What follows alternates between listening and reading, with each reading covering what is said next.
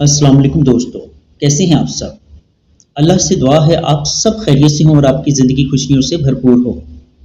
آپ سب سے گزارش ہے کہ اگر آپ میرے اس چینل پر نئے ہیں تو لازمی اس چینل کو سبسکرائب کر لیں۔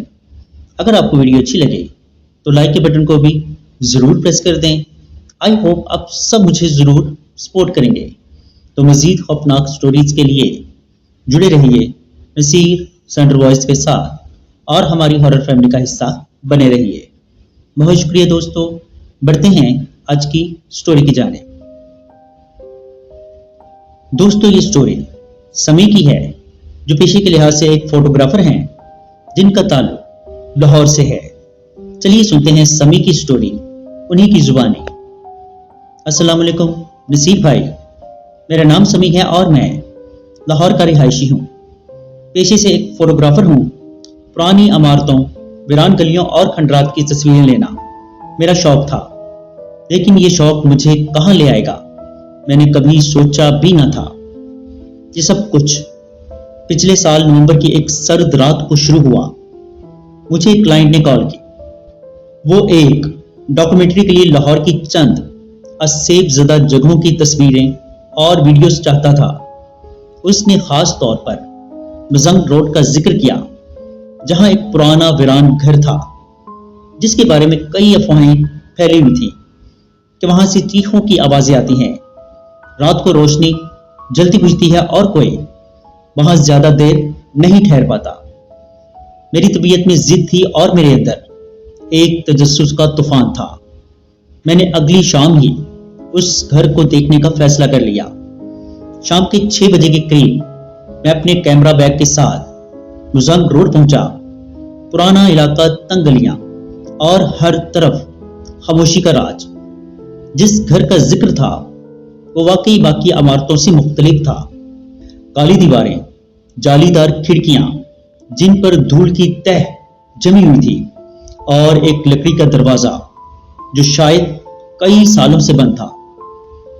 میں نے دروازے کے پاس جا کر کچھ تصویریں لی، پھر کیمرے کا فلیش لائٹ آن کی اور اندر جھانکنے کی کوشش کی۔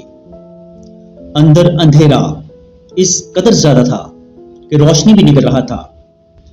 کچھ لمحوں تک تو بس خاموشی چھائی رہی، پھر اچانک ایک ہلکی سی آواز آئی، جیسے دروازہ ہلایا گیا ہو۔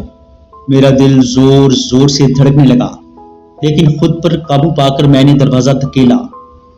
حیرت انگیز طور پر وہ کھل گیا۔ اندر کی بو، دیواروں کی نمی اور جیسے کوئی پرانا کپڑا سڑ چکا ہو ایسی تھی کہ سانس لینا دشوار ہو گیا۔ میں نے جیسے ہی قدم اندر رکھا تو ایسا محسوس ہوا جیسے درجہ حرارت یکدم گر گیا ہو۔ کمرے میں ایک پرانی میز، کچھ ٹوٹے ہوئے صوفے اور دیواروں پر پھٹے ہوئے پردے لٹک رہے تھے۔ میں نے کمرے سے چند تصویریں لی اور ایک ویڈیو بھی بنائی۔ جیسے ہی میں اگلے کمرے میں داخل ہوا، میرے قدم خود بخود رک گئے، جیسے زمین پر کسی نے حال ہی میں کچھ کھینچ کر گھسیٹا ہو، شاید کوئی بھاری چیز۔ مٹی کے اوپر ایک لمبا نشان تھا جو ایک اور کمرے کی طرف جا رہا تھا۔ کیا کوئی یہاں رہتا ہے؟ میں نے دل میں سوچا، لیکن پھر اچانک ایک دروازہ زوردار طریقے سے بند ہونے کی آواز آئی۔ پیچھے مڑ کر دیکھا تو وہی مرکزی دروازہ بند ہو چکا تھا۔ میں نے دوڑ کر دروازہ کھولنے کی کوشش کی، مگر وہ بند ہو چکا تھا، جیسے کسی نے باہر سے تالا لگا دیا ہو۔ میرے ہاتھ کانپنے لگے۔ فون نکال کر ٹارچ آن کی، سگنل بالکل نہ تھے۔ میں نے ہمت کر کے دوبارہ اندر کی طرف قدم بڑھائے۔ اوپر جانے والی سیڑھیاں وہ سیدھا تھی، لیکن میں آہستہ آہستہ ان پر چڑھ گیا۔ پہلے فلور پر 2 کمرے تھے۔ ایک کمرے سے ہلکی ہلکی سرگوشیوں کی آوازیں آ رہی تھیں۔ دل چاہ رہا تھا کہ یہاں سے بھاگ جاؤں، لیکن تجسس نے مجھے روکے رکھا۔ کمرے کا دروازہ آہستہ سے کھلا۔ اندر کچھ نہ تھا، صرف ایک کرسی جو کھڑکی کے پاس رکھی ہوئی تھی، اور اس کے سامنے دیوار پر کچھ لکیریں بنی ہوئی تھی، جیسے کسی نے ناخنوں سے کھینچی ہوں۔ تبھی پیچھے سے کسی کے چلنے کی آواز آئی۔ میں فوراً مڑا، لیکن پیچھے کوئی نہ تھا۔ میں نے آنکھیں بند کر کے چند لمبے گہرے سانس لیے اور پھر نیچے اترنے کا فیصلہ کیا۔ نیچے آتے ہوئے میری نظر ایک بڑے آئینے پر پڑی جو دیوار پر ٹنگا ہوا تھا۔ میں جیسے ہی اس کے قریب آیا میرے قدم جم گئے۔ آئینے میں میرے عکس کے پیچھے کوئی اور کھڑا تھا، ایک دبلا پتلا سایہ جس کا چہرہ واضح نظر نہیں آ رہا تھا۔ میں نے فوراً پلٹ کر دیکھا، پیچھے کچھ نہ تھا۔ دوبارہ آئینے میں دیکھا، وہ سایہ اب بھی ہنوز وہیں کھڑا تھا اور قریب آ چکا تھا۔ میں نے چیخ کر آنکھیں بند کر لی۔ جب دوبارہ آنکھیں کھولی سب کچھ ویسا ہی تھا، آئینہ، عکس، بس وہ سایہ غائب ہو چکا تھا۔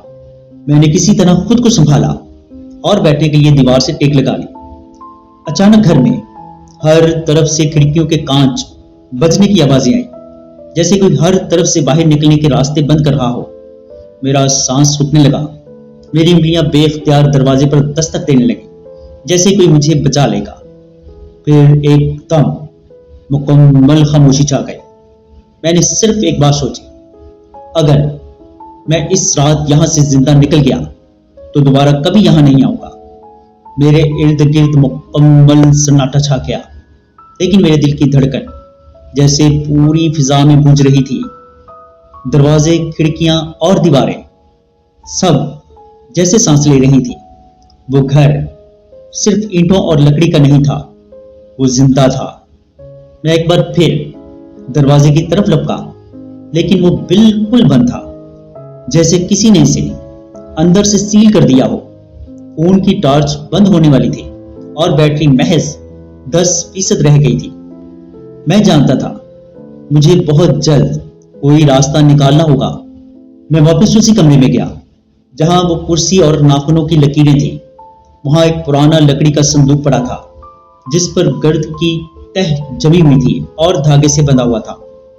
میں نے ہچکچاتے ہوئے دھاگا کھولا۔ صندوق کھلتے ہی اندر سے ایک عجیب سی بانس نکلی، سڑی ہوئی چمڑی جیسے کچھ مرا ہوا ہو۔ اندر ایک پرانا البم، کچھ خط اور ایک سیاہ رنگ کا کپڑا تھا جس پر نام لکھا تھا فاطمہ۔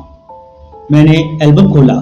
تصویریں پرانی تھیں، شاید 1950 یا 60 کی۔ ان میں ایک نوجوان لڑکی بار بار نظر آ رہی تھی، مسکراتی ہوئی، لیکن اس کی آنکھوں میں پھر البم کے آخری صفحے پر وہی لڑکی کھڑی تھی، اسی کرسی کے پاس جو اس کمرے میں رکھی ہوئی تھی۔ میرے جسم میں جھرجھری دوڑ گئی۔ اچانک مجھے لگا جیسے کسی نے میرے کان میں قریب آ کر کوئی سرگوشی کی ہو۔ سمی، تم کیوں آئے؟ میں جھٹکے سے پیچھے ہٹا، لیکن کمرے میں کوئی نہ تھا۔ کون ہے؟ میں نے زور سے پکارا۔ میری ہی آواز لوٹ کر واپس آئی، پھر دیوار کی ایک طرف سے سرخ رنگ بہنے لگا جیسے خون۔ میں نے ہاتھ آگے بڑھا کر چھونے کی کوشش کی، لیکن وہ غائب ہو گیا۔ میں پیچھے ہٹنے ہی والا تھا کہ اچانک کمرے کا دروازہ خود بخود کھل گیا۔ اندھیرا، خاموشی اور بند کمرہ۔ میرے ذہن میں صرف ایک سوال تھا، کیا میں واقعی یہاں اکیلا ہوں؟ میں نے ہمت کر کے کمرے کا دروازہ کھولا اور باہر نکلا۔ لاؤنج کی طرف قدم بڑھائے ہی تھے کہ اوپر سے کسی کے دوڑنے کی آوازیں آئیں، جیسے کوئی ننگے پیر بھاگ رہا ہو۔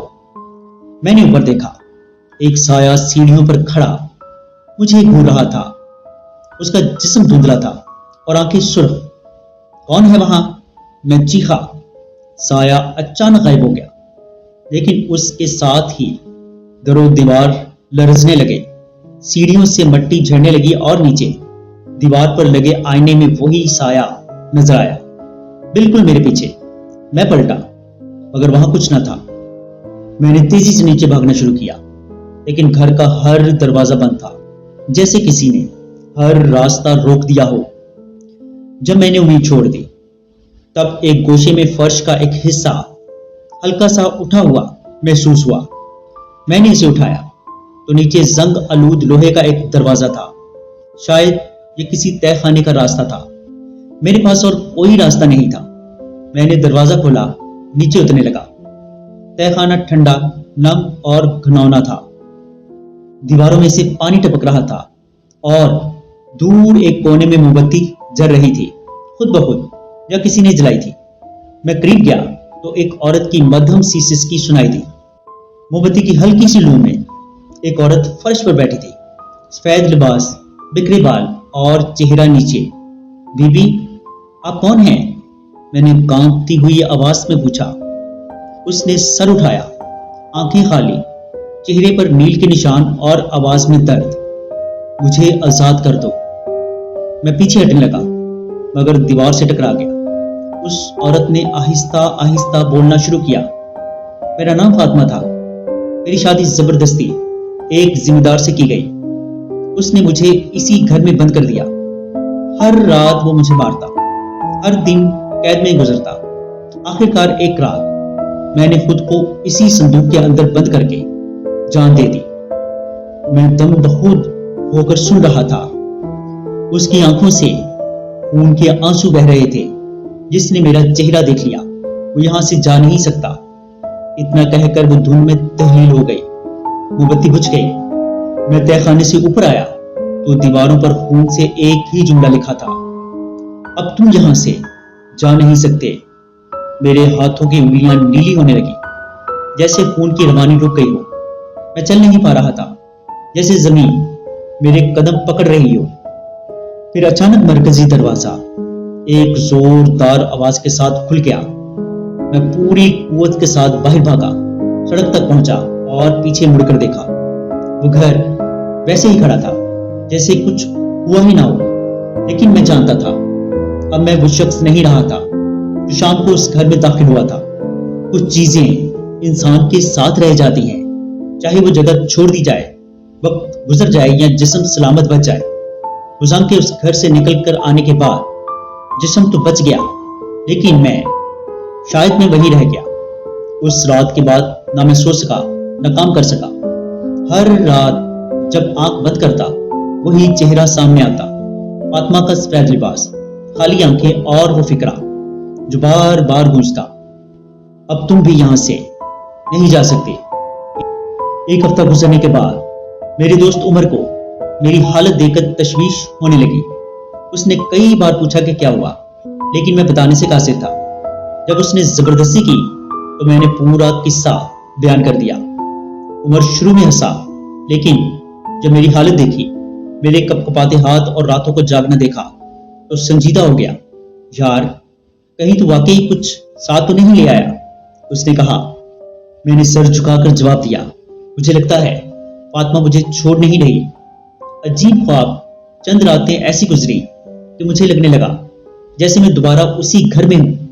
خواب میں وہی سیڑھیاں، وہی تہہ خانہ اور وہی صندوق۔ ایک رات میں نے خواب میں دیکھا کہ فاطمہ کے صندوق کے پاس میں کھڑا ہوں اور وہ مجھ سے کہہ رہی ہے، مجھے آزاد کرو، میری کہانی مکمل کرو، میری قبر تلاش کرو۔ اگلے دن جب میری آنکھ کھلی تو میرا بایاں ہاتھ کیچڑ میں لت پت تھا، حالانکہ میں بستر پر ہی سویا ہوا تھا۔ یہ سب خواب نہیں ہو سکتا تھا۔ میں نے عمر سے کہا، مجھے واپس جانا ہے، اس کی بات سننی ہے جو مکمل نہیں ہو سکی۔ عمر نے مخالفت کی، لیکن میری حالت دیکھ کر وہ بھی ساتھ چلنے پر راضی ہو گیا۔ میں نے یہ فیصلہ کر لیا تھا کہ اگر جان بھی گئی تو فاطمہ کی روح کو آزاد کر کے ہی جاؤں گا۔ ہم نے اگلے دن دوپہر کے وقت وہاں جانے کی تیاری کی۔ میں نے اپنا کیمرہ، ایک طاقتور فلیش لائٹ، کچھ نمک اور ایک قرآن پاک ساتھ لیا۔ دل میں صرف ایک دعا تھی، خدا ہمیں بچائے۔ جب ہم دوبارہ مزنگ کے اس مکان کے سامنے کھڑے ہوئے تو سورج غروب ہونے والا تھا۔ عجیب بات یہ تھی کہ دروازہ خود بخود آہستہ آہستہ کھل گیا، جیسے ہمیں کوئی بلا رہا ہو۔ میں نے عمر کی طرف دیکھا، اس کا رنگ زرد پڑ چکا تھا، لیکن وہ میرے پیچھے پیچھے چل پڑا۔ اندر وہی بو، وہی نمی، وہی خاموشی، لیکن اس بار گھر جیسے انتظار کر رہا تھا۔ ہم سیدھا اسی کمرے میں گئے جہاں وہ صندوق تھا۔ تعجب کی بات یہ تھی، وہ دوبارہ بند ہو چکا تھا، جیسے کسی نے اسے دوبارہ باندھ دیا ہو۔ میں نے صندوق کھولا تو اندر وہی البم اور خط موجود تھے، لیکن ایک چیز نہیں تھی، ایک پرچہ جس پر خون سے لکھا تھا، میری قبر لکشمی چوک کے پرانے قبرستان میں ہے، وہاں کچھ ہے جو مکمل ہونا ہے۔ عمر نے کہا، سمی، ہمیں فوراً وہاں جانا چاہیے، یہ جگہ اب خطرناک ہو رہی ہے۔ لیکن جیسے ہی ہم نے اس کمرے سے نکلنے کی کوشش کی، گھر میں زلزلے جیسی گونج شروع ہو گئی۔ دروازے بند، روشنی بند اور چاروں طرف اندھیرا۔ ہم نے فلیش لائٹ جلائی تو دیواروں پر خون سے تحریریں لکھی ہوئی ابھرنے لگی۔ تم نے وعدہ کیا تھا، تم نے واپس آنے کا کہا تھا، اب جا نہیں سکتے۔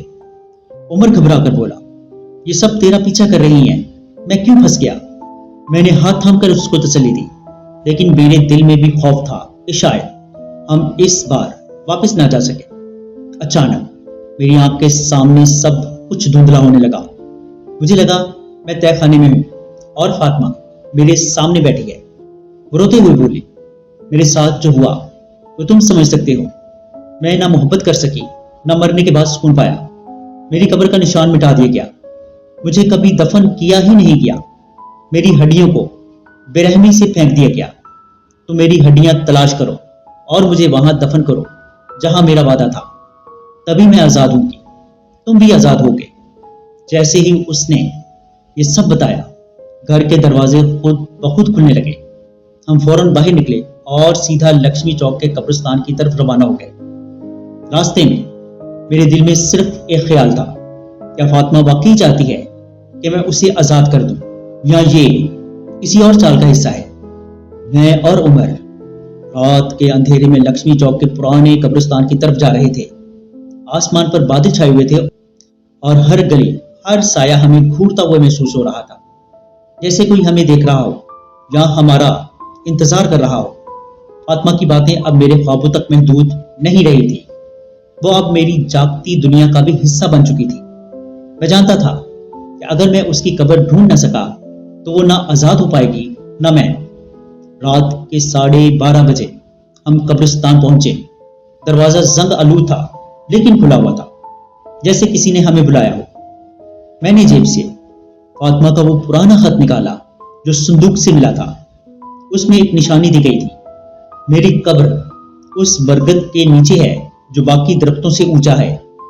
ہم نے فلیش لائٹ آن کی اور قبروں کے بیچوں بیچ وہ درخت تلاش کرنے لگے۔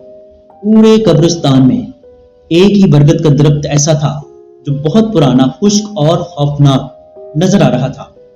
ہم اس کے پاس پہنچے۔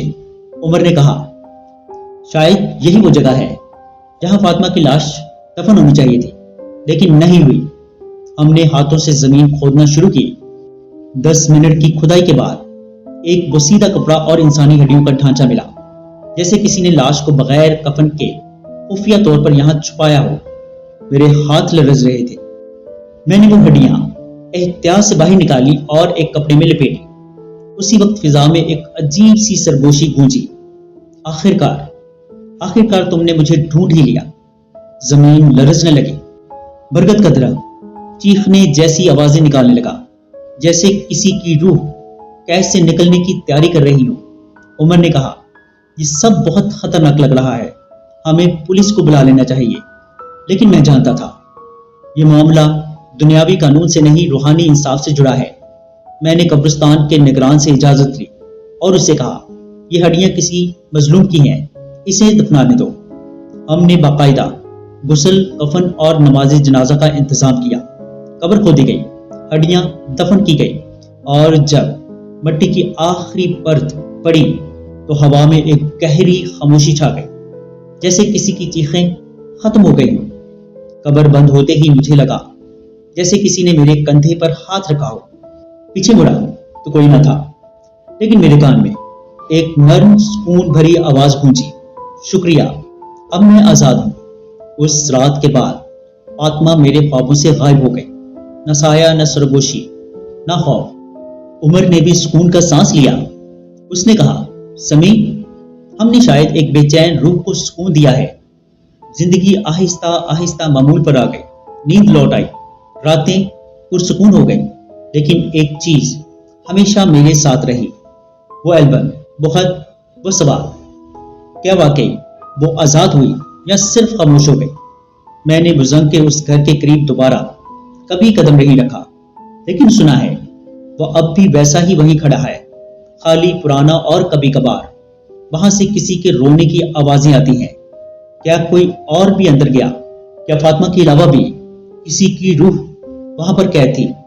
یہ سوال آج بھی میرے دل میں ہے، لیکن ایک بات طے ہے کہ مزنگ کا وہ گھر کبھی صرف ایک عمارت نہیں تھا، وہ ایک قبر تھی، زندہ روحوں کے لیے، اور ان کہانیوں کے لیے جو کبھی مکمل نہ ہو سکی۔ جی دوستو، کیسی لگی آپ کو سٹوری؟ کمنٹ باکس میں اپنی رائے کا اظہار ضرور کیجیے گا۔ اگر آپ یا آپ کے کسی جاننے والے کے ساتھ کوئی ایسا خوفناک یا ناقابل فراموش واقعہ پیش آیا ہے تو نیچے ڈسکرپشن میں موجود میرے واٹس ایپ نمبر پر ہمارے ساتھ شیئر کر سکتے ہیں۔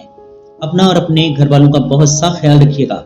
مجھے اور میرے گھر والوں کو اپنی خصوصی دعاؤں میں یاد رکھیے گا۔ اللہ نے چاہا تو ملتے ہیں کسی اور خوفناک سٹوری میں، تب تک کے لیے اللہ حافظ۔